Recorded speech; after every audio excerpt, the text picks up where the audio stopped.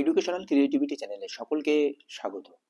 SSC মামলা 56 নম্বর সিরিয়ালে ছিল, যেটি লুবানা পারভীর মামলা। সেখান থেকে শুরু করে 61 নম্বর, প্রায় 63 নম্বর লিস্ট পর্যন্ত এসএসসি মামলা ছিল। ঠিক 3টের পরপরই এসএসসি মামলা শুনানি হয়, প্রায় 4:30 পর্যন্ত শুনানি হয়। কিন্তু আজ অনেকের বলার কিছু থাকলেও শুনানি হয়নি, কারণ টাইম ছিল না। কিন্তু আজ কমিশনকে সমস্ত ডাটা রেডি রাখার নির্দেশ দিল বিচারপতি, এবং কি কি ডাটা তাদেরকে রাখতে হবে সেই সমস্ত বিষয় আপনাদেরকে বলবো। আবার কোন কোন মামলা আগামীকাল শুনবেন, আর পরবর্তী ডেট কি কি রয়েছে। 2026 সালে আবার পরবর্তী ডেট দিয়েছে কিছু মামলার, এবং কিছু কিছু মামলা আগামীকাল আবার শুনবেন। ওইমার প্রকাশ নিয়ে বিস্তারিত তথ্য এই ভিডিওতে বলবো। তো প্রতীকধর মহাশয় স্যার প্রথমেই বলছিলেন আনটেন্টেড চাকরিহারা টিচারদের পক্ষ থেকে তারা, ওনার মূল উদ্দেশ্য ছিল সাবস্টেন্টিয়াল ডিফারেন্স বিষয়টি। আজ তিনি দুটি টেবিল তৈরি করে নিয়ে এসেছিলেন। 2016 এবং 2025 রুলস এর মধ্যে কি কি ডিফারেন্স তৈরি হয় তার বোঝানোর চেষ্টা করেন। 55% রিটেন টেস্টের মার্কস ছিল, সেখানে 60 করা হয়েছে রিটেন টেস্টের মার্কস। সেখানে 10 এক্সপিরিয়েন্স নাম্বার আসলে কি সুবিধা অসুবিধা না হয় সেই বিষয়টি বোঝানোর চেষ্টা করেন, এবং কোথায় কি কমানো হয়, কোথায় কি বাড়ানো হয়, ওয়েটেজ একাডেমিক বিষয়টি, মেরিট তৈরি করার জন্য যে নাম্বারগুলো সেটা তিনি বোঝানোর চেষ্টা করেন। এবং লেকচার ডেমনস্ট্রেশনে কোনো মার্কস 2016-তে ছিল না, 2025-এ এসছে। 2025 রুলস ফ্রেশারদের বঞ্চিত করছে না, কারণ তাদের জন্য রিটেন মার্কসে 5 নম্বর বাড়ানো হচ্ছে।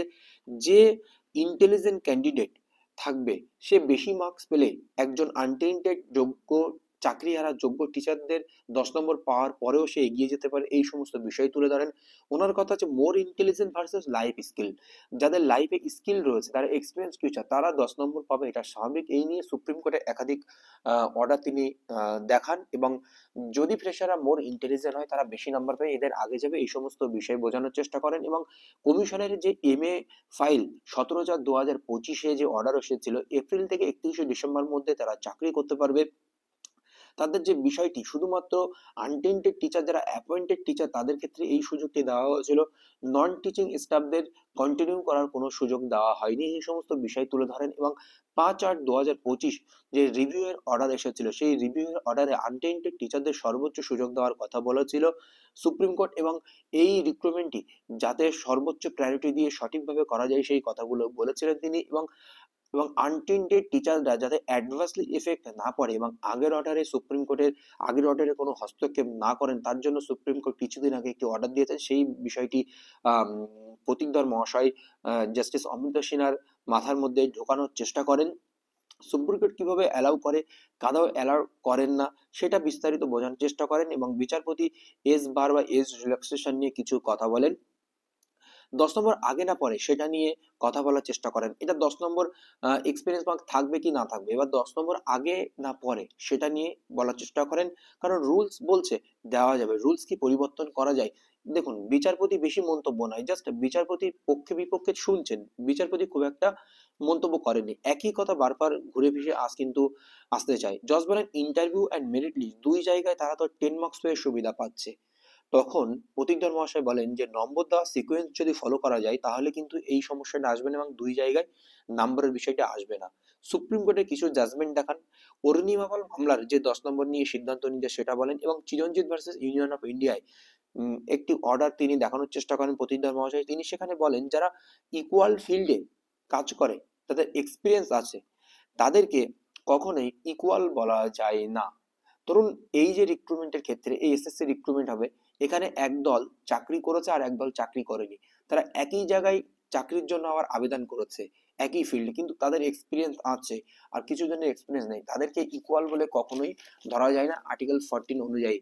এই সমস্ত বিষয়গুলো তুলে ধরেন। এবং প্রাইমারি এডুকেশন বা প্রাইমারি নিয়োগের ক্ষেত্রে সুপ্রিম কোর্টের একটি অর্ডার দেখান যে শিক্ষা মিত্রদের ক্ষেত্রে, শিক্ষা মিত্র বা বিভিন্ন জায়গায় আপনারা দেখবেন যে শিক্ষা মিত্র যারা রয়েছে স্পেশাল এডুকেশনের ক্ষেত্রে, স্পেশাল এডুকেটর যারা রয়েছে, তাদের এক্সট্রা বেনিফিট, তাদের প্রায়র টিচিং এক্সপিরিয়েন্সকে মূল্য দেওয়া হয়। সুপ্রিম কোর্টে কিছু জাজমেন্ট দেখান। এই সমস্ত বিষয় নিয়ে আজ আলোচনা হয়।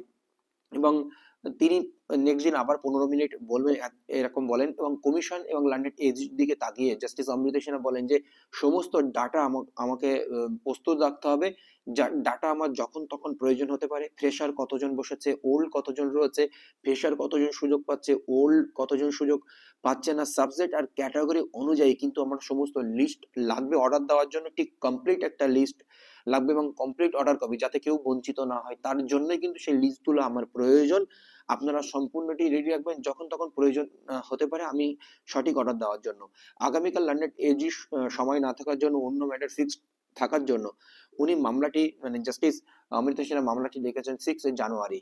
তো সেখানে 6 জানুয়ারি বলতে এখানে কিছু ফ্যাক্টর রয়েছে, বলবো কিছু কিছু মামলা আগামীকালও আবার শুনানি হতে চলেছে। এবং 5 থেকে ফিরদৌস স্বামী ছিলেন, তিনি বলেন যে মৌসুমী ঘোষ ম্যাটারে যেখানে সুপ্রিম কোর্ট অ্যাপিয়ার হয়েছিল 2025 ওয়েমার শিট পাবলিশ করার যে বিষয়টি ছিল, সেই ওয়েমার শিট তারা সম্পূর্ণই পাবলিশ করেনি, তাদের যাতে ওই মাসে পাবলিশ করার জন্য মামলাটি লিস্টেড রাখা হয় সেটা বলেন।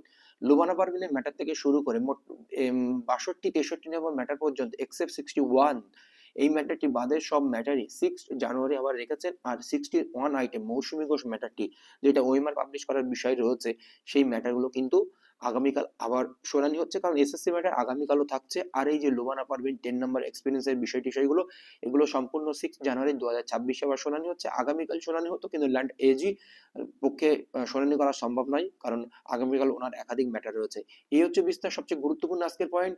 কমিশনকে মৌখিকভাবে বলে দিলেন যে আজকে সমস্ত ডাটা তাদেরকে রেডি রাখতে হবে। এই হচ্ছে আজকের সাবস্টেন্স। ধন্যবাদ। পরবর্তী আপডেট বা আগামীকাল কি কি হয় আবারও জানানো হবে, লাইভ শেয়ার করা হবে। ধন্যবাদ।